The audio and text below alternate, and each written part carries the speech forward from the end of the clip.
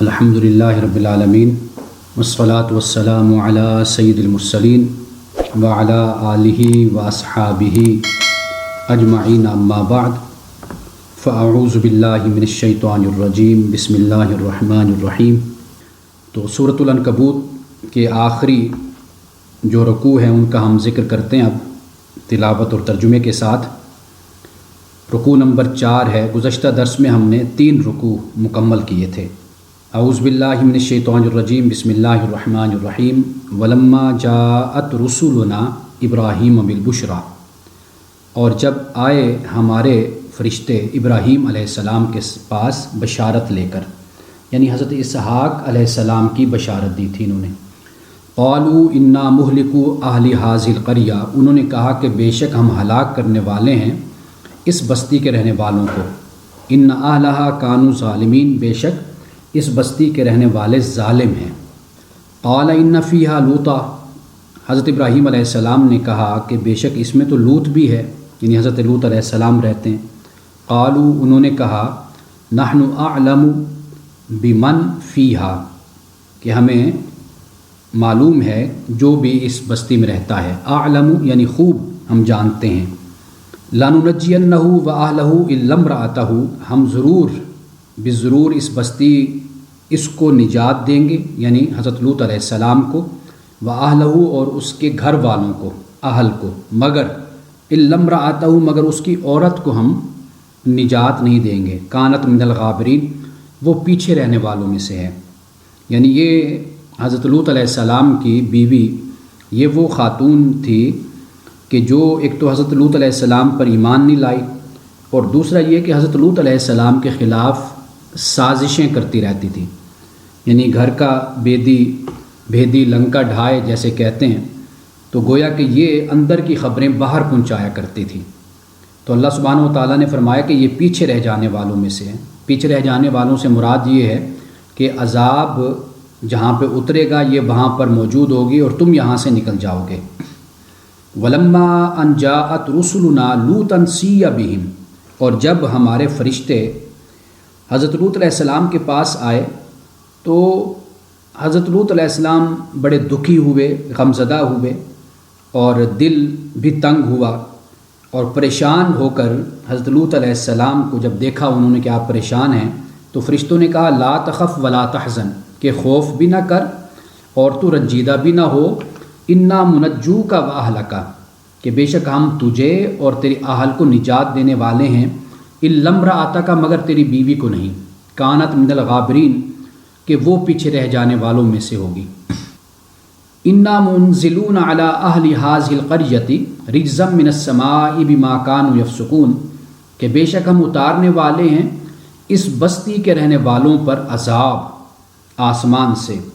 وجہ کیا ہے؟ وجہ یہ ہے کہ بما کانوا یفسقون، کہ یہ لوگ نافرمانیاں کرتے تھے۔ وَلَقَدْ تَرَكْنَا مِنْهَا آیَةً بَيِّنَةً لِقَوْمٍ يَعْقِلُونَ، اور پھر ہم نے بے شک اس میں واضح نشانی چھوڑ دی اس قوم کے لیے جو عقل مند ہے، یعنی واضح آثار اس بستی کے چھوڑ دیے، عبرت کے لیے چھوڑے۔ عقل کا اصل استعمال یا بہترین استعمال تو یہی ہے کہ انسان عبرت حاصل کرے، غور و فکر کرے۔ اب حضرت شعیب علیہ السلام کا ذکر ہو رہا ہے۔ وَإِلَىٰ مَدْيَنَ أَخَاهُمْ شُعَيْبًا، اور مدین کی طرف ان کے بھائی شعیب کو ہم نے بھیجا۔ فَقَالَ يَا قَوْمِ اعْبُدُوا اللَّهَ، تو حضرت شعیب علیہ السلام نے کہا کہ اے میری قوم اللہ کی عبادت کرو، وَارْجُوا الْيَوْمَ الْآخِرَ، اور آخرت کی امید رکھو، وَلَا تَعْثَوْا فِي الْأَرْضِ مُفْسِدِينَ، اور فسادی بن کر زمین میں مت پھرو۔ فَكَذَّبُوهُ، تو انہوں نے حضرت شعیب علیہ السلام کو جھٹلایا۔ فَأَخَذَتْهُمُ الرَّجْفَةُ، تو پھر انہیں ایک زلزلے نے پکڑ لیا۔ فَأَصْبَحُوا فِي دَارِهِمْ جَاثِمِينَ، تو یہ اپنے گھروں میں پڑے ہوئے تھے کہ جیسے جاسم ہوتا ہے، یعنی الٹے منہ۔ جسم پرندہ جب زمین پر بیٹھتا ہے تو اس کا سینہ وہ زمین پر لگتا ہے، تو جاسم یعنی اس حال میں وہ قوم پڑی ہوئی تھی زمین پر، اوندھے منہ بالکل، یعنی ان کے سینے زمین پر لگے ہوئے تھے۔ وعاد و سمودا، اور ہم نے اللہ پاک فرماتا ہے کہ اسی طرح ہم نے برباد کیا یا عذاب بھیجا عاد اور سمود پر۔ وَقَدْ تَبَيَّنَ لَكُم مِّن مَّسَاكِنِهِمْ، اور ان کے مکانات سے تمہارے لیے یہ سب کچھ واضح ہے، تمہیں معلوم ہے کہ ان کے مکانات اور رہائشوں پر سے تم گزرتے ہو، تم دیکھتے ہو۔ وَزَيَّنَ لَهُمُ الشَّيْطَانُ أَعْمَالَهُمْ، ان کے ساتھ کیا ہوا کہ شیطان نے ان کے اعمال کو مزین کر دیا۔ فَصَدَّهُمْ عَنِ السَّبِيلِ، اور انہیں سیدھی راہ سے روک لیا۔ وَكَانُوا مُسْتَبْصِرِينَ، حالانکہ وہ بڑے سمجھدار لوگ تھے، وہ بڑی دنیاوی لحاظ سے بڑے ہی ان کو معاملہ فہمی تھی، لیکن اس کے باوجود شیطان نے ان کے اعمال کو مزین کیا اور انہیں سیدھی راہ سے روک دیا۔ یعنی انسان اگر اپنے نفس پر محنت کرتا ہے، اپنا تزکیہ کرتا ہے، تو یہ ایک بالکل مختلف پہلو ہے انسان کی زندگی کا کہ جس کے اثرات پھر دیگر معاملات پر بھی واضح ہوتے ہیں۔ لیکن دنیاوی لحاظ سے انسان کا سمجھدار ہونا اور بڑا عقل مند ہونا، لیکن دین کے معاملے میں یا دنیا سے عبرت حاصل کرنے کے معاملے میں اگر انسان غفلت برتتا ہے تو پھر اس کی یہ عقل اور یہ سمجھداری بھلا کس کام کی؟ یعنی وہ تو پھر ابو جہل ہوا نا، کہ رسول اللہ صلی اللہ علیہ وسلم نے اسے ابو جہل فرمایا تو وہ ابو جہل مشہور ہو گیا، ورنہ اسے دنیا ابو الحکم کہتی تھی، یعنی عقل والا، سمجھ والا، دانش والا۔ لیکن جب دین ہی کی طرف نہ آیا یا حق کو نہ سمجھا، سچ کو نہ سمجھا، تو پھر وہ عقل مندی کس کام کی؟ وقارون و فرعون و حامان، فرمایا کہ ہم نے اسی طرح پھر قارون کو، فرعون کو اور حامان کو بھی ہلاک کیا۔ وَلَقَدْ جَاءَهُم مُوسَىٰ بِالْبَيِّنَاتِ، کہ موسیٰ ان کے پاس روشن دلیلیں لے کر آئے تھے۔ فَاسْتَكْبَرُوا فِي الْأَرْضِ، لیکن انہوں نے زمین میں تکبر کیا۔ وَمَا كَانُوا سَابِقِينَ، اور وہ ہم سے آگے بڑھنے والے نہیں تھے۔ یہ سابق کا لفظ ان صورتوں میں بہت زیادہ استعمال ہو رہا ہے، یعنی سابق سے مراد یہی ہے کہ قارون، فرعون، حامان بڑی قوت، طاقت سب کچھ تھی، لیکن اللہ سے تو آگے نہیں بڑھ سکتے نا طاقت اور قوت میں، اختیار میں۔ تو یہاں پر اس بات کو بیان کر دیا، وما کانوا سابقین، خاص طور پر ان لوگوں کے ساتھ استعمال ہوا ہے قرآن مجید میں۔ فَكُلًّا أَخَذْنَا بِذَنبِهِ، تو ہم نے ان سب کو پکڑا ان کے گناہوں کی وجہ سے، سرکشی کی وجہ سے۔ فَمِنْهُم مَّنْ أَرْسَلْنَا عَلَيْهِ حَاصِبًا، اب عذاب کی جو مختلف قسمیں اس کو یہاں پر بیان کیا گیا کہ ان میں سے بعض وہ ہیں کہ جن پہ ہم نے پتھر برسائے، حاصب۔ وَمِنْهُم مَّنْ أَخَذَتْهُ الصَّيْحَةُ، اور ان میں سے بعض وہ ہیں کہ جن کو صیحہ نے پکڑ لیا، شدید کڑک نے۔ وَمِنْهُم مَّنْ خَسَفْنَا بِهِ الْأَرْضَ، اور ان میں سے بعض وہ ہیں کہ جنہیں زمین میں ہم نے دھنسا دیا، غرق کر دیا زمین میں ہم۔ اب یہ دیکھیے کہ حاسب، یہ پچھلی قومیں جن کا ہم نے ذکر کیا، حضرت لوط علیہ السلام ہیں، شعیب کی قوم ہے، تو یہ حاسب ان پر پتھر برسے اور کسی کو چیخ نے پکڑ لیا۔ اور یہ جو قارون ہے یہ زمین میں دھنسا دیا گیا، غرق کر دیا گیا۔ حامان، فرعون کے ساتھ بھی ایسا ہی ہوا، قارون کے ساتھ بھی ایسا ہوا۔ وَمِنْهُم مَّنْ أَغْرَقْنَا، اور بعد وہ جن کو ہم نے غرق کر دیا، ڈبو دیا، جیسے فرعون کو۔ اب دیکھیے فرمایا وَمَا كَانَ اللَّهُ لِيَظْلِمَهُمْ، اللہ کا یہ طریقہ نہیں ہے کہ وہ لوگوں پر ظلم کرے یا ان پر ظلم کرے، بلکہ وَلَٰكِنْ كَانُوا أَنفُسَهُمْ يَظْلِمُونَ، بلکہ یہ تو لوگ خود اپنے اوپر ظلم کرتے ہیں۔ تو برائی کا نتیجہ وہ بالکل ایسا ہی ہے کہ جیسے ریاضی کا ایک قانون اور قاعدہ اور اصول ہوتا ہے کہ جو کرے گا، برا کرے گا تو اس کو برا ہی نتیجہ اس کے سامنے آنا ہے۔ تو یہ در حقیقت ظلم ہے جو انسان اپنے ساتھ کرتا ہے، اور اسی طرح اگر اچھائی کرتا ہے تو اس کا نتیجہ بھی وہی ہے۔ یعنی یہ بالکل ریاضی کے اصول اور قاعدے کی طرح ہے، 2 اور 2 4 جیسے ہوتا ہے۔ یہ ہو ہی نہیں سکتا کہ ایک انسان برا کرے اور پھر اس کا سامنا، اس نتائج کا سامنا نہ کرنا پڑے۔ اب یہ ساری باتیں جو کی گئی یہ در حقیقت کفار مشرکین جو مکہ کے، اس بات کو بھی قرآن پاک نے کئی مقام پہ بیان کیا کہ یہ قارون، فرعون، حامان، اس کے علاوہ اور دوسری اقوام، ان کو ہم نے دنیا میں بڑا اختیار، بڑی طاقت اور بڑی قوت، بڑا مال اور دولت دیا تھا، تمہارے پاس جو کچھ ہے وہ تو ان کے سامنے کوئی حیثیت ہی نہیں رکھتا۔ جب ان پر عذاب اترا اور ان کا خاتمہ کر دیا گیا تو تمہاری کیا حیثیت ہے؟ مَثَلُ الَّذِينَ اتَّخَذُوا مِن دُونِ اللَّهِ أَوْلِيَاءَ، مثال ان لوگوں کی، دیکھیے اب یہ وہ لوگ ہیں مشرکین مکہ کہ جنہوں نے شرک کیا، اب ان کا ذکر ہو رہا۔ مثال ان لوگوں کی جنہوں نے بنایا اللہ کے سوا مددگار، دوست، کمثل العنکبوت، ان کی مثال ایسے ہے کہ جیسے مکڑی ہوتی ہے یا مکڑی کا گھر ہوتا ہے، اتخذت بیتا، کہ اس نے گھر بنایا مکڑی نے، وَإِنَّ أَوْهَنَ الْبُيُوتِ لَبَيْتُ الْعَنْكَبُوتِ، اور بے شک گھروں میں سے سب سے کمزور ترین گھر مکڑی کا گھر ہوتا ہے۔ لَوْ كَانُوا يَعْلَمُونَ، کاش یہ لوگ جانتے۔ إِنَّ اللَّهَ يَعْلَمُ مَا يَدْعُونَ مِن دُونِهِ مِن شَيْءٍ، بے شک اللہ جانتا ہے جسے تم پوجتے ہو یا پکارتے ہو اللہ کو چھوڑ کر، یعنی جس چیز کو بھی تم پکارتے ہو یا جس چیز کو پوجتے ہو اللہ تعالیٰ جانتا ہے۔ وَهُوَ الْعَزِيزُ الْحَكِيمُ، اور وہ غالب حکمت والا ہے۔ وَتِلْكَ الْأَمْثَالُ نَضْرِبُهَا لِلنَّاسِ، اور یہ مثالیں ہم لوگوں کے لیے بیان کرتے ہیں ان مثالوں کو۔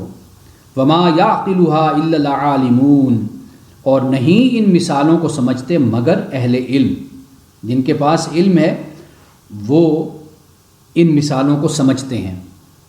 اور قرآن پاک نے اس بات کو بیان کیا کہ انما یخشی اللہ من عبادہ العلماء، کہ اس میں کوئی شک نہیں کہ اللہ کے بندوں میں سے جو علماء ہیں وہ اللہ سے ڈرتے ہیں، یعنی خشیت وہ اختیار کرتے ہیں۔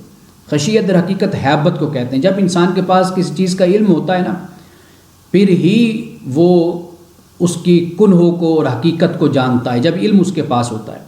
اور جب علم آتا ہے تو پھر انسان غور و فکر سے، تدبر اور تفکر سے جن حقائق کو دریافت کرتا ہے اس کی بنیاد پر پھر اس کی گفتگو کم ہو جاتی ہے۔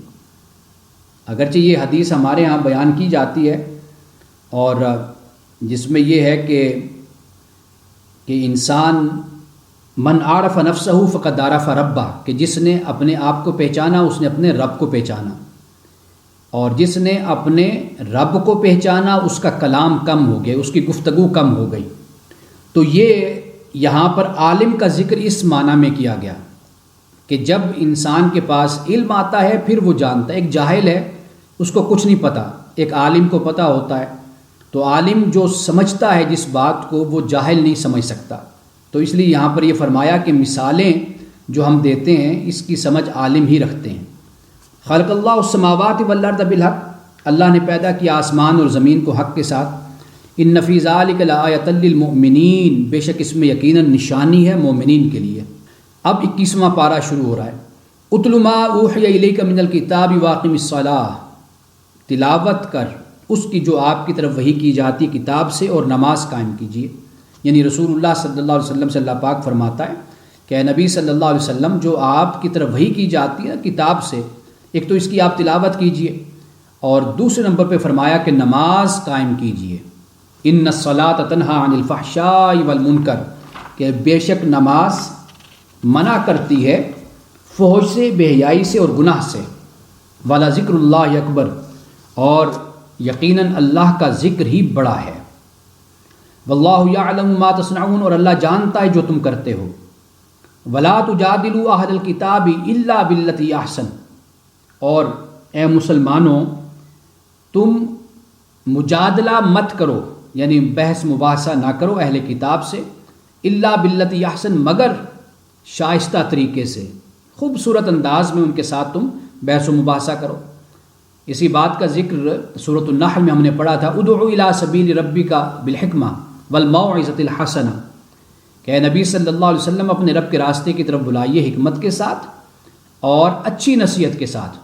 اور اگر کہیں پر مجادلہ کرنا پڑتا ہے، بحث و مباحثہ، کیونکہ ہر درجہ انسان کا ایک جیسا تو نہیں ہوتا۔ کچھ لوگ ہوتے ہیں کہ اگر آپ ان کو بلاتے ہیں حکمت کے ساتھ تو وہ آ جاتے ہیں، کچھ لوگ ہوتے ہیں کہ ان کو واعظ اور نصیحت کی بھی ضرورت ہوتی ہے، یعنی کچھ ڈرایا جائے، کچھ ترغیب دی جائے۔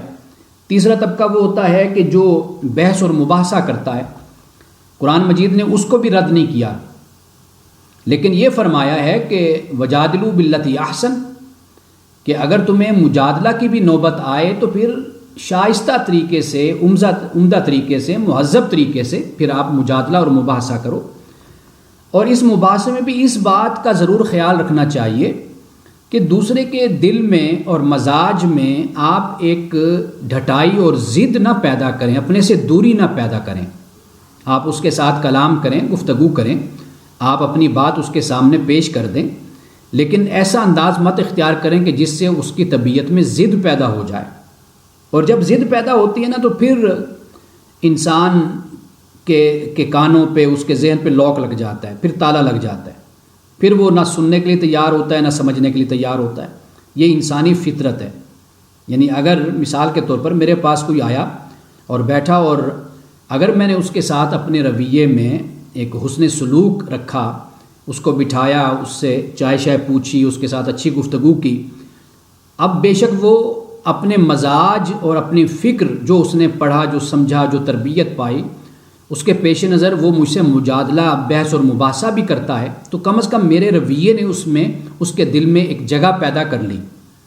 اب جب وہ مجھ سے گفتگو کرے گا تو پھر بھی میں اس کی عزت نفس کو مجروح مت کروں، کیونکہ ہمارے ہاں عزت نفس پر پہلا حملہ ہوتا ہے۔ آپ مناظرے دیکھ لیجئے تو اس میں پہلا حملہ یہی ہوتا ہے کہ تمہیں کیا آتا ہے، تمہیں کیا پتہ۔ تو یہ جو الفاظ جب ہم دوسرے کے ساتھ بولتے ہیں تو وہاں پر خود بخود تالے لگ جاتے ہیں، ذہن بند ہو جاتا ہے، پھر کوئی بات سمجھ نہیں آتی انسان کو۔ تو اس لیے دوسرے کی عزت نفس کا، ایگو کا، اس کی انا کا خیال رکھنا چاہیے۔ ہر کوئی اپنی طرف سے، وہ جو ہم کہتے ہیں کہ پھنے خواہ تو ہوتا ہی ہے، ہر کوئی اپنے آپ کو کچھ نہ کچھ تو سمجھتا ہی ہے، تو وہ کچھ نہ کچھ سمجھنا، اس کا خیال کر کے اگر بات کی جائے کہ اس کو یہ معلوم ہو کہ میری بات کو سنا جا رہا ہے، سمجھا جا رہا ہے، اس کو وزن دیا جا رہا ہے، اور پھر اس کے بعد اس کو کاؤنٹر کیا جا رہا ہے، تو وہ آپ کی بات کو سننے پر مجبور ہوگا۔ تو اچھے انسان کے سامنے کوئی برا بھی آتا ہے نا تو وہ اس کی اچھائی کو دیکھ کر بھی اپنے آپ کو بے شک وقتی طور پر ہی صحیح اچھا بنا ہی لیتا ہے۔ لیکن اگر آپ ایک شخص پہلے سے ہی بوم پر بیٹھا ہوا ہے اور پھر آپ اس کو چھیڑ دیتے ہیں یا اس کی عزت نفس کو مجروح کرتے ہیں، وہ تو واضح بات ہے کہ پھر وہ بم ڈیفیوز تو نہیں ہوگا نا، وہ تو پھٹے گا بم۔ آپ نے تو اس کو موقع فراہم کر دیا غصہ کرنے کا اور لڑنے کا اور جھگڑنے کا، وہ تو پہلے ہی بیٹھا ہوا تھا۔ تو رسول اللہ صلی اللہ علیہ وسلم نے کسی شخص کے بارے میں یہ کہا کہ بھئی یہ شر پسند ہے یا اپنی قوم میں سے زیادہ شریر ہے، تو جب وہ آیا تو رسول اللہ صلی اللہ علیہ وسلم نے اس کے ساتھ بڑے اچھے طریقے سے بیٹھ کر آپ نے بات کی، کلام کیا، گفتگو کی۔ وہ چلا گیا۔ حضرت عائشہ نے کہا یا رسول اللہ، آپ نے تو کہا تھا کہ یہ شخص بڑا شریر قسم کا ہے، لیکن آپ پھر اس کے ساتھ کس طرح بیٹھے؟ بات آپ نے فرمایا کہ بھی ایک شر پسند کے شر سے بچنے کا بھی یہ طریقہ ہوتا ہے۔ یعنی ایک شخص ہے ہی شریر، آپ اس کو موقع فراہم کر رہے ہیں گفتگو کے ذریعے سے اور کلام کے ذریعے سے اور دوسرے انداز سے، تو بہتر کیا ہے کہ آپ کے پاس وہ آیا تو کم از کم آپ اس کے شر سے اس طرح محفوظ رہ سکتے ہیں کہ آپ کم از کم اس کو چھیڑیں نہیں، اس کو آپ تنگ نہ کریں، اور اپنے طرز گفتگو میں ایسا انداز اختیار کریں کہ وہ آپ کے ساتھ مانوس ہو، آپ کے پاس بیٹھے، اپنی اصلاح کی طرف متوجہ ہو۔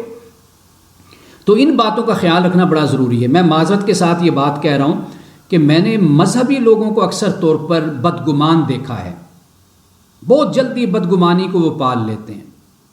یعنی اس طرح کہ اگر آپ ایک مسلک سے تعلق رکھتے ہیں، کوئی شخص آ گیا، اس نے آپ سے کوئی ایسا سوال کر دیا کہ جو آپ کے نظریے سے ذرا مخالف ہو گیا، آپ نے فوراً یہ بدگمانی کرنی کہ یہ تو ضرور کوئی فلاں مسلک سے یا فلاں طبقے سے یا فلاں گروہ سے اس کا تعلق ہے، فوراً ہی اس کے بارے میں بدگمانی شروع کر دی۔ ممکن ہے کہ وہ آپ کا ہم خیال ہو، آپ کا ہم فکر ہو، صرف وہ چاہتا ہو کہ بھئی مجھے کوئی دلیل مل جائے میری بات پر، اور کسی ثبوت اور دلیل کے ساتھ میں اگر آگے کسی سے بات کروں تو مجھے کوئی دلیل میرے پاس ہونی چاہیے۔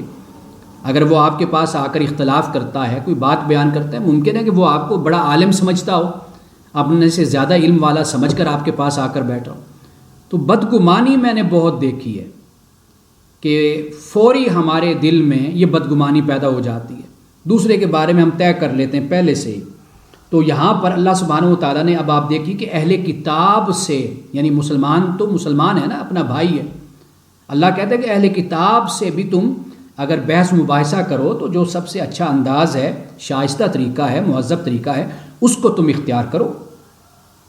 الا الذین ظلموا منہم، مگر وہ لوگ جنہوں نے ظلم کیا ان میں سے، یعنی اب اس سے مراد یہ ہے کہ ان سے پھر تم اعراض برتو، جو ظلم کرنے والے پہلے ہی حد سے آگے بڑھے ہوئے ہیں، تو ان سے تم اعراض برتو، خاموشی اختیار کرو، ان کو مت چھیڑو۔ جیسے قرآن نے کہا کہ وَإِذَا خَاطَبَهُمُ الْجَاهِلُونَ قَالُوا سَلَامًا، کہ جب رحمان کے بندے جاہلوں سے مخاطب ہوتے ہیں تو کہتے ہیں سلام ہو، تم پر سلامتی ہو، اچھے طریقے سے پھر علیحدہ ہو جاتے ہیں۔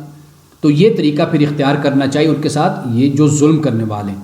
یہاں پر ظلم سے آپ دیکھ لیجئے کہ جو زیادتی کرنے والے، حد سے آگے بڑھنے والے لوگ ہیں، جن کے بارے میں آپ یہ دیکھتے ہیں کہ بھئی یہ بجائے اس کے کہ آپ کی بات کو سنیں گے سمجھیں گے، یہ آپ کے ساتھ بھی بدسلوکی اور یہاں تک کہ ہاتھ کا استعمال کریں گے یا زبان بد کلامی، بد زبانی، گالم گلوچ کریں گے، تو وہاں پر آپ اعراض برت لیں۔ اب یہاں پر بھی ایک لحاظ سے آپ دیکھیے ان کے لیے تعلیم ہو جاتی ہے، یعنی ایک تو یہ ہو گیا کہ ہم نے اپنی عزت کو بچا لیا اور اپنی زبان کو گندہ ہونے سے بچا لیا، اور اپنی طبیعت میں جو تکدر پیدا ہوتا ہے، گھٹن پیدا ہوتی ہے، اس سے بھی اپنے آپ کو بچا لیا، ہم نے نفسیاتی طور پر اب نارمل نہ کیا۔ اور ایک اور فائدہ یہ ہو گیا کہ کم از کم وہ ظالم بھی اگر اس میں کوئی اچھائی ہوگی وہ یہ سوچے گا تو ضرور نہ کہ یہ شخص کہ اس کے مذہب نے، اس کے دین نے اس کو کتنی اچھی تعلیم دی ہے کہ میرے جیسا برا انسان، ظالم انسان، کہ اس سے انہوں نے بجائے اس کے کہ میرا مقابلہ کرتے، میرے ساتھ لڑتے جھگڑتے، بد کلامی کرتے، بد زبانی کرتے، ان کے مذہب نے ان کو تعلیم دی کہ یہاں پر اعراض کا، ایوائڈ کا راستہ اختیار کر لو، وہ انہوں نے اختیار کر لیا۔ یہ بھی ایک لحاظ سے اس کے لیے اگر وہ سوچنے والا شخص ہوگا ضرور اس بات پر غور کرے گا۔ تو یہاں پر واضح کر دیا اس بات کو کہ اگر مجادلہ، بحث و مباحثہ بھی کرنا ہو اہل کتاب سے، جو بہترین طریقہ ہے اس کو اختیار کرو۔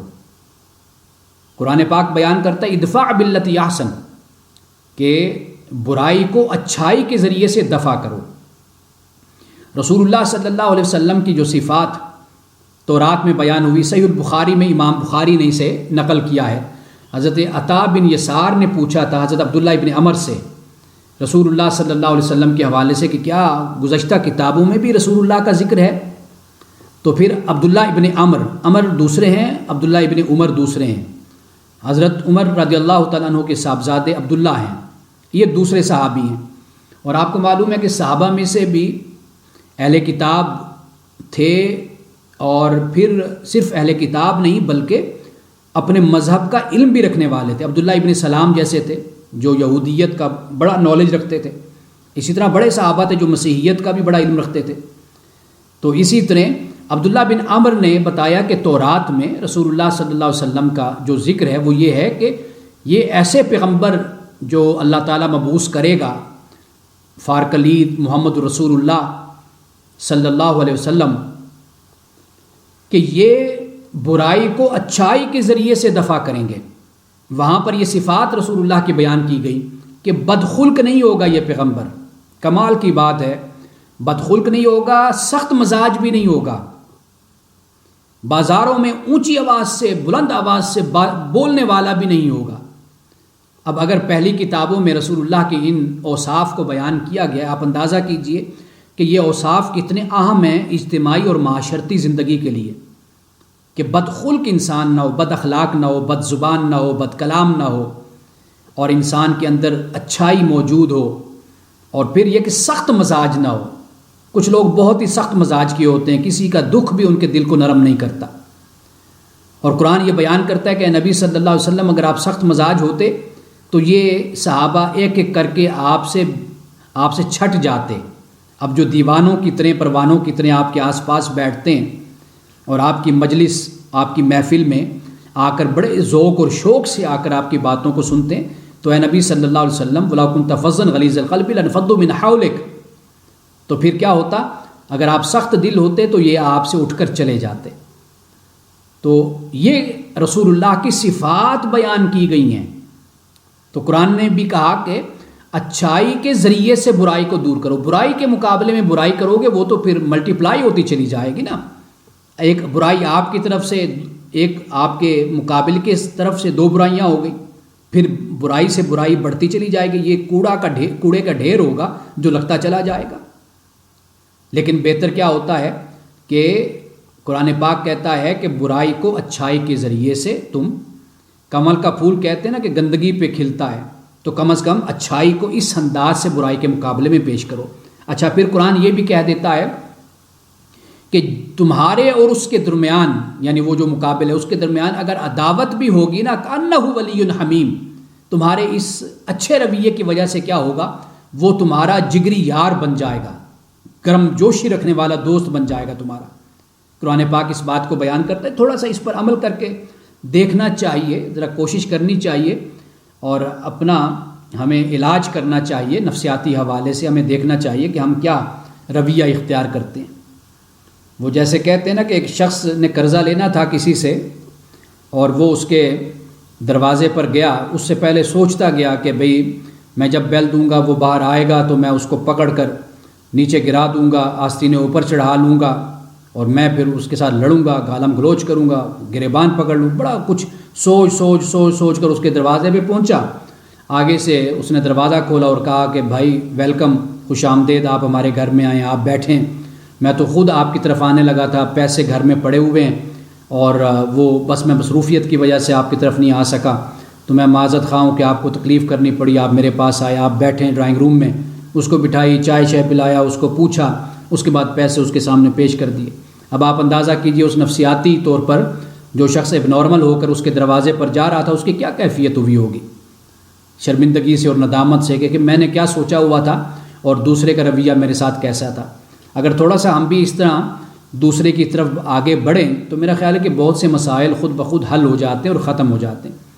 اور جو مسائل ہمارے ہاں پیدا ہوتے ہیں اس میں در حقیقت زیادہ ہماری بے وقوفی، جذباتی پن اور بے عقلی کا مظاہرہ ہم زیادہ کرتے ہیں، جس کی وجہ سے ہمارے مسائل بڑھتے ہیں۔ تو یہ قرآن پاک نے یہ بات ہمیں بہت پہلے ہمیں سمجھا دی تھی۔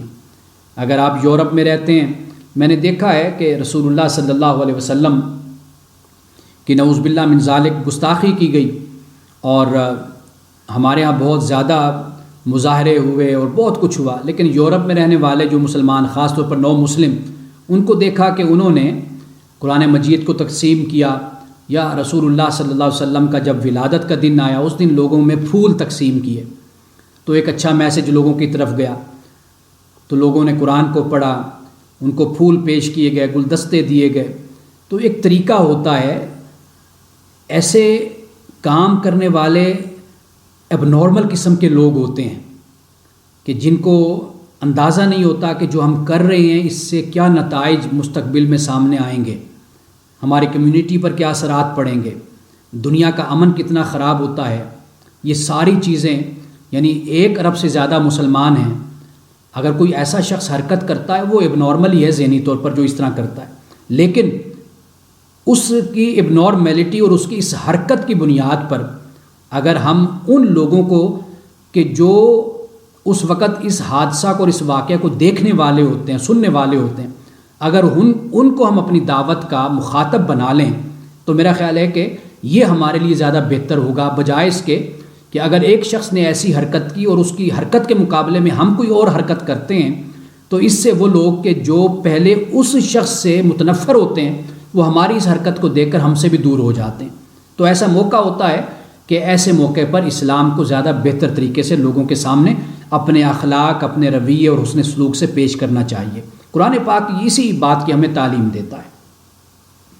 آگے فرمایا وَقُولُوا آمَنَّا بِالَّذِي أُنزِلَ إِلَيْنَا، اور کہو ہم ایمان لائے اس پہ جو ہماری طرف نازل کیا گیا، وَأُنزِلَ إِلَيْكُمْ، اور تمہاری طرف نازل کیا گیا، وَإِلَٰهُنَا وَإِلَٰهُكُمْ وَاحِدٌ، اور ہمارا خدا اور تمہارا خدا ایک ہے، وَنَحْنُ لَهُ مُسْلِمُونَ، اور ہم اسی کے فرما بردار ہیں، وَكَذَٰلِكَ أَنزَلْنَا إِلَيْكَ الْكِتَابَ، اور اسی طرح ہم نے نازل کی آپ کی طرف کتاب، فَالَّذِينَ آتَيْنَاهُمُ الْكِتَابَ يُؤْمِنُونَ بِهِ، پس وہ لوگ کہ جنہیں ہم نے کتاب دی وہ اس پر ایمان لاتے ہیں، وَمِنْ هَٰؤُلَاءِ مَن يُؤْمِنُ بِهِ، اور اسی طرح ان میں سے بھی لوگ ہیں جو اس پر ایمان لاتے ہیں۔ اب آپ دیکھ لیجئے کہ اہل کتاب میں سے بھی ہیں جو قرآن پر ایمان لاتے ہیں، مشرکین میں سے بھی ہیں جو اس پر ایمان لاتے ہیں۔ اب جو اہل کتاب میں سے ہیں، واضح بات ہے کہ وہ نسلی تعصب سے علیحدہ ہو کر حق کے جویا ہوتے ہیں، جستجو رکھنے والے ہوتے ہیں۔ جب انسان اپنے آپ کو اس طرح کی ملاوٹوں سے دور کر لیتا ہے، تعصبات سے، عصبیت سے، اور اپنے گروہ نسلی تعلقات سے اگر اپنے آپ کو دور کر لیتا ہے نا، یہ در حقیقت انسان کے لیے راستہ آسان کر دیتا ہے، یہ مزاج کہ انسان پھر سچائی تک پہنچ جاتا ہے۔ مسلمانوں کے فرقے، ان مسلمانوں میں یہ ہم ہرگز کسی فرقے کے بارے میں نہیں کہہ سکتے کہ کلی طور پر یہ ایک فرقہ غلط ہے یا دوسرا فرقہ غلط ہے، اچھائیاں ہر جگہ موجود ہیں. ہمارے لیے یہ تعلیم ہے کہ جیسے رسول اللہ نے فرمایا کہ حکمت مومن کی گمشدہ چیز ہے، جہاں سے بھی اس کو ملتی ہے وہ اس کو لے لیتا ہے. اسی طرح فقہا ہیں، اسی طرح علماء ہیں، جہاں پر آپ کو اچھی چیز ملتی ہے آپ ضرور لیجئے، لیکن کسی عالم پر یا کسی فرقے پر، کسی مسلک پر، کسی گروہ پر کلی طور پر اس بات کا لیبل لگا دینا، عنوان دے دینا کہ یہ تو بالکل ہی غلط ہے، تو ایسا نہیں ہے. دونوں چیزیں موجود ہیں. آپ کے پاس قرآن پاک ہے، رسول اللہ کی سنت موجود ہے، آپ اس معیار پر پرکھ کر دیکھ لیجئے. کلی طور پر اچھائی اور حق وہ اللہ کا کلام ہے، رسول اللہ کی سنت ہے. بس اس معیار پر پرکھ کر دیکھ لیجئے، جہاں پر آپ کو اچھائی ملے اس کو آپ قبول کر لیجئے. تو یہاں پر ہمیں یہ بات معلوم ہو گئی کہ اہل کتاب میں سے بھی لوگ ہیں کہ جو گروہی یا نسلی تعصبات میں الجھنے کے بجائے وہ پھر قرآن پر اس لیے ایمان لاتے ہیں، وہ اس نتیجے تک پہنچتے ہیں کہ یہ اللہ کی سچی کتاب ہے، کیونکہ وہ ان تمام ایفیلیشن سے اور ان تمام تعلقات سے بالکل بالا ہو کر سوچتے ہیں. وما یجحد بآیاتنا الا الکافرون، ہماری آیات کا انکار نہیں کرتے مگر کافر. دیکھ لیجئے، یعنی کافر سے مراد کون ہوا؟ جو عام طور پر میں کہتا ہوں کہ جو کفر پر مصر ہیں، بینٹ ٹو ڈینائی، سچائی کے انکار کرنے پر ڈٹے ہوئے ہیں، یہ وہ لوگ ہیں، وہی آیات کا انکار کرتے ہیں. باقی اہل کتاب سے ہوں، مشرکین میں سے ہوں، کوئی بھی ہو، مکہ والوں میں سے ہوں، مغرب سے ہوں، کہیں سے بھی ہوں، لیکن جو حق کو تلاش کرنے والے ان کو حق مل جاتا ہے. وما كنت تتلو من قبلہ، اور آپ اس سے پہلے نہیں پڑھ سکتے تھے، من کتاب کوئی کتاب، ولا تخطوا بیمینک، اور نہ اپنے دائیں ہاتھ سے آپ اسے لکھ سکتے تھے. اذا لارتاب المبطلون، اگر آپ لکھ پڑھ سکتے ہوتے تو پھر یہ جو باطل ہے نا، اہل باطل، یہ شک کرتے کہ رسول اللہ صلی اللہ علیہ وسلم چونکہ پڑھے لکھے یعنی لکھ لیتے ہیں، پڑھ لیتے ہیں، تو لہٰذا آپ نے یہ سب کچھ خود ہی نعوذ باللہ من ذالک گھڑ لیا، نعوذ باللہ خود ہی کچھ آپ نے لکھ کر ہمیں دے دیا. تو اس شک کو دور کرنے کے لیے اللہ تعالیٰ نے یہ فرمایا کہ اے نبی صلی اللہ علیہ وسلم، اس سے پہلے نہ آپ پڑھ سکتے تھے اور نہ آپ اس سے پہلے لکھ سکتے تھے. اب کیا ساری زندگی پھر رسول اللہ صلی اللہ علیہ وسلم نہیں پڑھ سکتے تھے، نہیں لکھ سکتے تھے؟ تو ایسا نہیں. بعد میں روایات میں یہ آتا ہے آپ کے لکھنے کے حوالے سے اور آپ کے پڑھنے کے حوالے سے، یہ روایات سے اس کا تعلق بن جاتا ہے. لیکن قرآن پاک یہ بیان کرتا ہے کہ نبوت سے پہلے، اس وحی سے پہلے رسول اللہ نہ پڑھ سکتے اور نہ لکھ سکتے تھے. اب آپ یہ دیکھیے کہ رسول اللہ صلی اللہ علیہ وسلم نے جو کتاب ہمیں عطا کی، جو آپ پر وحی کی گئی، اب اس میں کیا کچھ بیان نہیں ہوا؟ معاشی مسائل کو بیان کیا گیا، اس میں سیاسی مسائل کو بیان کیا گیا، بین الاقوامی مسائل کا ذکر اس میں ہے. اللہ سبحانہ و تعالیٰ نے عبادات کا ذکر کیا، اور یہاں تک کہ گزشتہ کتابوں، گزشتہ ادیان، قدیم ادیان کا ذکر بھی قرآن مجید میں موجود ہے. یعنی پورا ایک اللہ تعالیٰ نے ایک پیکج، ایک دین، اللہ نے مکمل دین ہمیں عطا کر دیا. تو یہ ایسی کتاب اگر وہ رسول اللہ صلی اللہ علیہ وسلم لکھتے پڑھتے تو ان کی طرف سے یہ الزام ہوتا کہ یہ سب کچھ آپ نے اپنی طرف سے کر دیا. لیکن قرآن پاک کو پڑھ کر یہ معلوم ہوتا ہے کہ یہ کسی انسان کی تخلیق نہیں ہے، یہ اللہ سبحانہ و تعالیٰ ہی کا ہی کلام ہے، اسی کا معجزہ ہے اور اسی کی تخلیق ہے جو اس نے اپنے رسول صلی اللہ علیہ وسلم کو عطا فرمائی. بل ہوا آیات بینات فی صدور الذین اوتوا العلم، بلکہ یہ روشن آیتیں ہیں جو ان کے سینوں میں محفوظ ہیں جنہیں علم دیا گیا. وما یجحد بآیاتنا الا الظالمون، اور ہماری آیات کا انکار نہیں کرتے مگر ظالم. وہاں فرمایا کافر، یہاں فرمایا ظالم. وقالوا لولا انزل علیہ آیات من ربی، اور انہوں نے کہا کہ کیوں نہ اتاری گئیں اس پر نشانیاں اس کے رب کی طرف سے، یعنی رسول اللہ صلی اللہ علیہ وسلم پر کوئی معجزے کیوں نہ بھیجے گئے. قل انما الآیات عند اللہ، کہہ دیجئے کہ بے شک یہ نشانیاں تو اللہ کے پاس ہیں. انما انا نذیر مبین، اور میں کیا ہوں؟ میں تو صرف اور صرف واضح طور پر صاف صاف ڈرانے والا ہوں. اب اس کا مطلب یہ نہیں کہ رسول اللہ صلی اللہ علیہ وسلم کو معجزات نہیں دیے گئے، اتمام حجت کے لیے معجزات بھی دیے گئے، لیکن سب سے بڑا معجزہ رسول اللہ صلی اللہ علیہ وسلم کا وہ قرآن مجید ہے.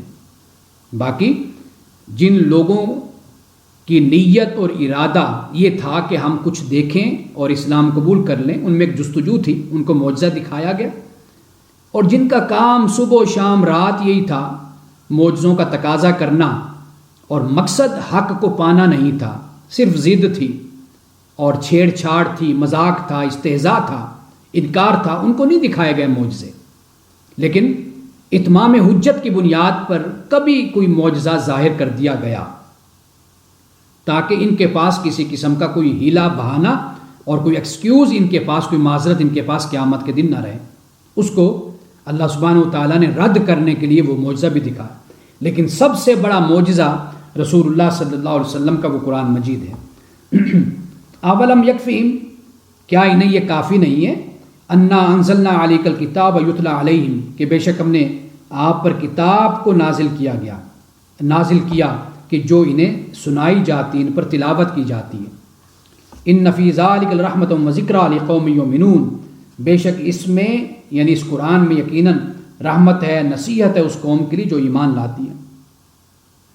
قل کفیٰ باللہ بینی و بینکم شہیدا، اے نبی صلی اللہ علیہ وسلم کہہ دیجئے اللہ میرے اور تمہارے درمیان بطور گواہ کافی ہے۔ یعلم ما فی السماوات والارض، وہ جانتا ہے جو کچھ آسمانوں میں اور زمین میں۔ والذین آمنوا بالباطل، اور وہ لوگ جو ایمان لائے باطل پر، وکفروا باللہ، اور اللہ کا انکار کرتے ہیں، اولئک هم الخاسرون، یہی لوگ نقصان والے ہیں۔ ویستعجلونک بالعذاب، اور آپ سے جلد عذاب نازل کرنے کا مطالبہ کرتے ہیں۔ ولولا اجل مسمى، اگر اس کے لیے کوئی وقت مقرر نہ ہوتا، مدت مقرر نہ ہوتی، لجاءہم العذاب، تو ان پر عذاب آ چکا ہوتا۔ ولا یاتینہم بغتۃ وہم لا یشعرون، اور اپنے وقت پر یہ عذاب جب آئے گا تو اچانک ہی ان پر آئے گا اور ان کو شعور بھی نہیں ہوگا۔ یستعجلونک بالعذاب، آپ سے عذاب جلدی لانے کا مطالبہ کرتے ہیں۔ وَإِنَّ جَهَنَّمَ لَمُحِيطَةٌ بِالْكَافِرِينَ، اور بے شک جہنم یقیناً کافروں کو گھیرنے والی ہے۔ یوم یغشاہم العذاب من فوقہم، جس دن ان کو عذاب ڈھانپ لے گا اوپر سے، ومن تحت ارجلہم، ان کے پاؤں کے نیچے سے، ویقول، اللہ تعالیٰ فرمائے گا، ذوقوا ما کنتم تعملون، چکھو جو تم کرتے تھے، جو تمہارے کرتوت تھے نا، اب اس کا نتیجہ تم چکھو۔ یا عبادی الذین آمنوا، اے میرے بندو جو ایمان لائے، ان ارضی واسعۃ، بے شک میری زمین کشادہ ہے، فایای فاعبدون، پس میری ہی تم عبادت کرو۔ کل نفس ذائقۃ الموت، ہر نفس موت کا ذائقہ چکھنے والا ہے۔ ثم الینا ترجعون، پھر ہماری طرف ہی تم لٹائے جاؤ گے۔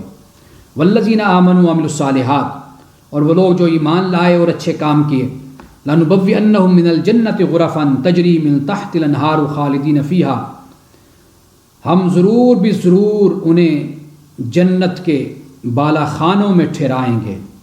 غرفہ یعنی جو اوپر گھر بنا ہوتا ہے، کمرے ہوتے ہیں، اپارٹمنٹس ہوتے ہیں، اس کی غرفہ کی جمع غرف ہے، اور جن کے نیچے نہریں بہتی ہیں۔ خالدین فیہا، اس میں ہمیشہ رہیں گے۔ نعم اجر العاملین، اور عمل کرنے والوں کا کتنا اچھا اجر ہے یہ۔ الذین صبروا، جن لوگوں نے صبر کیا، وعلی ربہم یتوکلون، اور اپنے رب پر توکل اختیار کیا۔ وکأین من دابۃ لا تحمل رزقہا، کتنے زمین پر یہ دابہ ہیں، چلنے والے ہیں، یعنی جانور، لا تحمل رزقہا، کہ وہ اپنا رزق نہیں اٹھائے پھرتے۔ اگر کسی انسان کی زندگی 60 سال 70 سال ہے تو کیا وہ اپنی ساری زندگی کا رزق اپنے کندھوں پر اٹھا کے پھر رہا ہوتا ہے، یا کہیں اس نے ذخیرہ کر کے رکھا ہوتا ہے کہ جی یہ میری ساری زندگی کا رزق ہے جو میں نے اپنے پاس اب رکھ لیا ہے، بس یہ میں نے کھانا ہے۔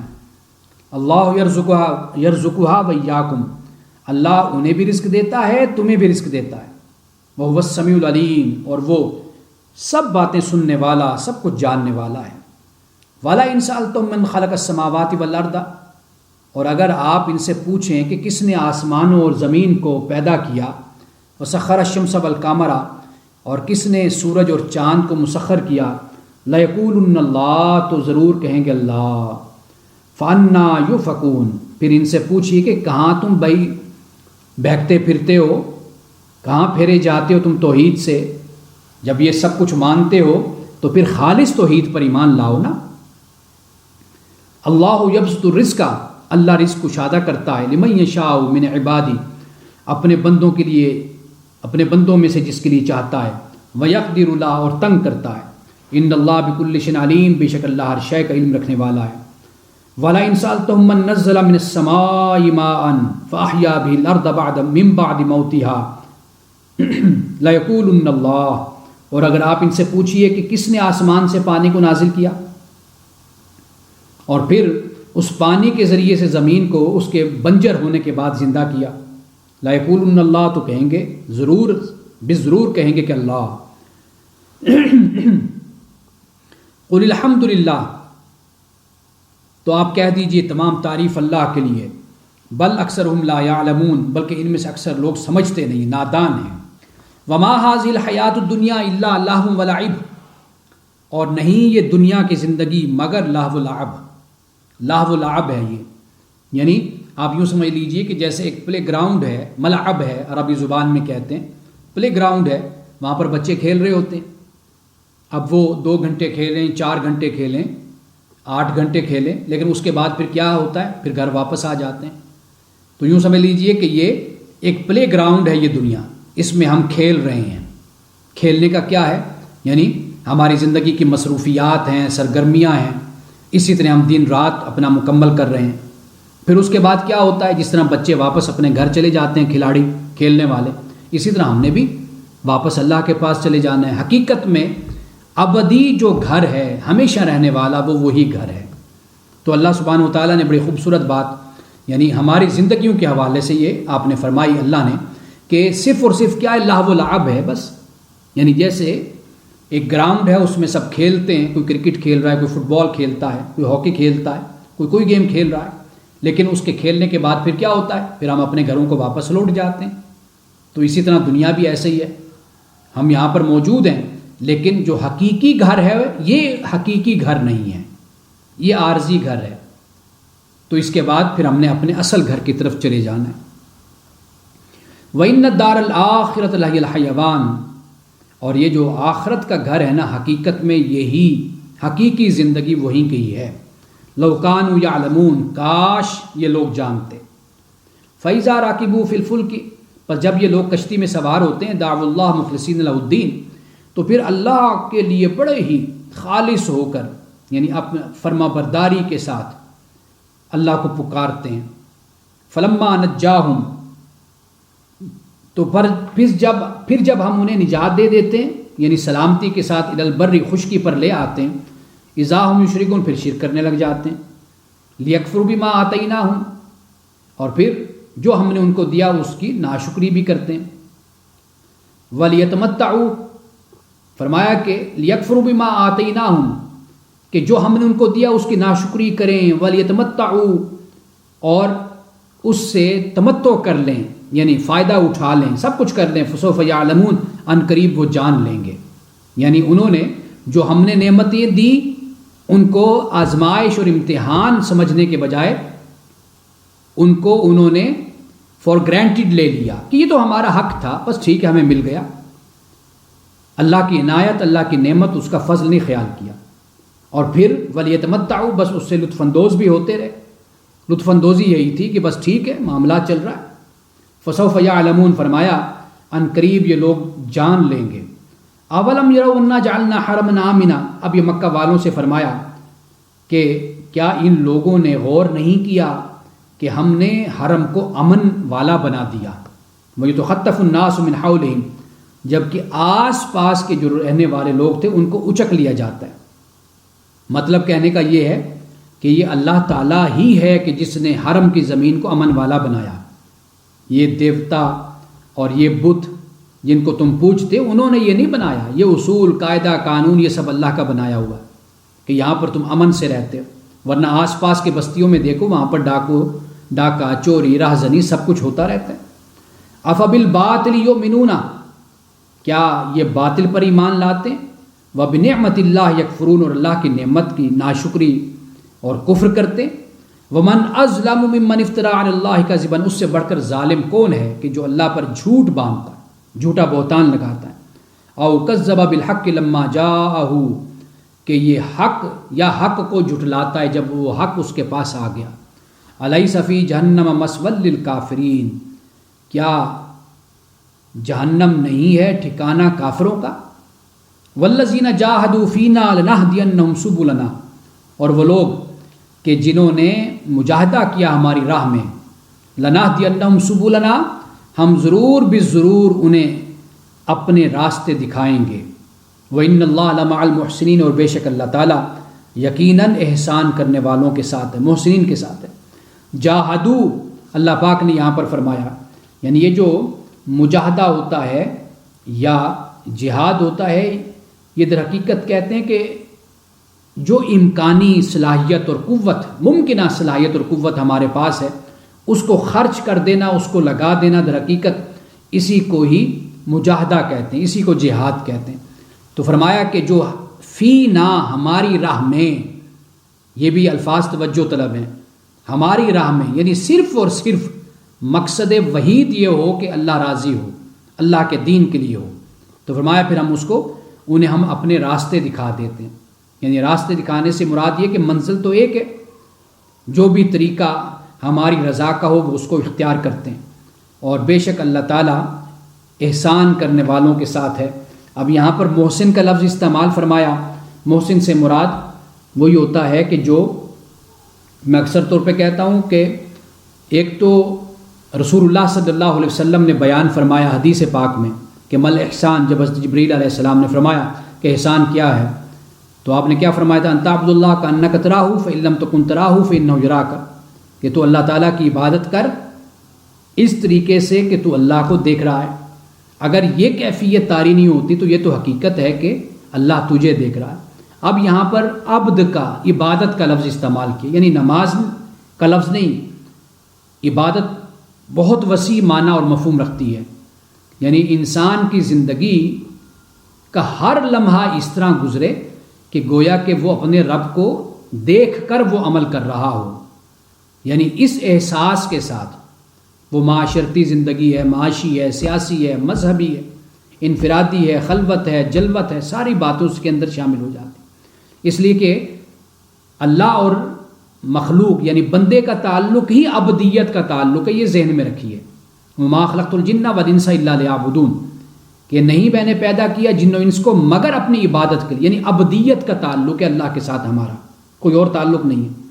تو یہ جو عبدیت ہے یہ رسول اللہ صلی اللہ علیہ وسلم نے یہاں پر بیان کر دی کہ بندہ اللہ کی عبدیت میں رہے۔ جیسے ایک غلام ہوتا ہے، عبد ہوتا ہے، وہ اس کے وجود پر مکمل کنٹرول، اگر عرب میں جس طرح غلام ہوتے تھے یا دوسرے معاشروں میں ہوتے تھے، آپ یونان کا معاشرہ دیکھ لیں، تو جو عبد ہوتا ہے، غلام ہوتا ہے، اس کا یہی ہوتا ہے 24 گھنٹے اس کے مالک کا، اس کے جسم پر، اس کے وجود پر پورا تصرف اس پر حاصل ہوتا ہے۔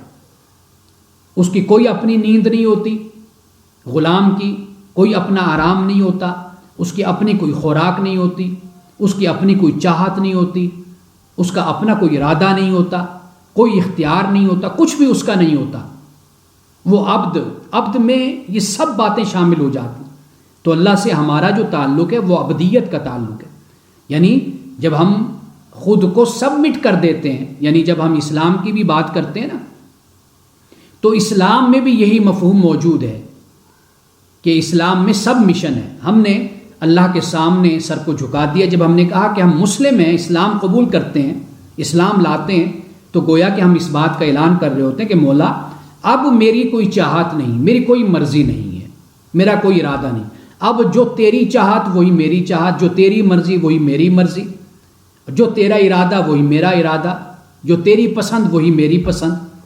تو یہ عبدیت کا تعلق ہو جاتا ہے، کیونکہ جب ہم اس حدیث پر بات کرتے ہیں تو وہ تعبد اللہ کا ترجمہ میں نے اکثر طور پر سنا، پڑھا، وہ ہمیں یہی بتایا جاتا ہے کہ نماز، کہ جب تم نماز پڑھتے ہو تو اس طرح پڑھو کہ تم گویا کہ اللہ کو دیکھ رہے ہو۔ نماز ایک جز ہے عبادت کی، عبدیت کی ایک جز بنتی ہے، لیکن یہ جو عبدیت ہے، عبودیت ہے، یہ در حقیقت ہماری پوری زندگی پر، ہمارے جسم اور جان اور ہماری روح پر یہ حاوی ہے۔ اب ہم نے یہ دیکھنا ہے، جو بھی ہم کریں کہ ہم دیکھیں کہ ہمارا رب اس بارے میں ہمیں کیا کہتا ہے، اس کا کیا حکم ہے، اس کی پسند کیا، اس کی مرضی کیا۔ یہ ہے اصل ایمان، یہ ہے اصل اسلام۔ تو اس لیے یہاں پر جب ہم احسان کی بات کر رہے ہیں، احسان کی، محسنین، یہ در حقیقت وہ درجہ بن جاتا ہے کہ جہاں پر پھر انسان اپنے اللہ کے ساتھ تعلق کے اس مقام پر پہنچ جاتا ہے کہ پھر وہ اپنے عمل میں صرف اور صرف اپنے رب کو دیکھ رہا ہوتا ہے۔ اور اگر یہ کیفیت نہیں تو یہ تو یقینی بات ہے نا کہ وہ اللہ تعالیٰ تو ہمیں دیکھ رہا ہے، جیسے رسول اللہ صلی اللہ علیہ وسلم نے بیان فرمایا۔ سورۃ یوسف کا جب میں نے درس دیا تھا تو حضرت یوسف علیہ السلام کے لیے اللہ تعالیٰ نے یہ لفظ بہت سی جگہوں پر استعمال کیا، کذالک نجزی المحسنین، کہ اس طرح ہم جزا دیتے ہیں احسان کرنے والوں کو۔ تو یہ دیکھیے کہ حضرت یوسف علیہ السلام کی زندگی کو مد نظر رکھ لیجئے، محمد رسول اللہ صلی اللہ علیہ وسلم کی زندگی کو مد نظر رکھ لیجئے، آپ دیکھیے کہ وہ عبدیت کا، عبودیت کا ایک مکمل، ایک کامل نمونہ ہے وہ زندگی، اس میں ہمیں عبدیت ہی عبدیت نظر آتی ہے۔ تو گویا کہ یہی عبدیت اپنے کمال کو پہنچتی ہے تو اسی کا نام احسان کہلاتا ہے۔ تو یہاں پر اللہ تعالیٰ نے یہ فرما دیا، اور سورۃ العنکبوت کا اختتام بھی انہی الفاظ پر ہوتا ہے کہ وَإِنَّ اللَّهَ لَمَعَ الْمُحْسِنِينَ، اور بے شک اللہ تعالیٰ یقیناً احسان کرنے والوں کے ساتھ ہے۔ بارک اللہ لنا ولکم فی القرآن العظیم ونفعنا وإیاکم بالآیات والذکر الحکیم، صدق اللہ العظیم۔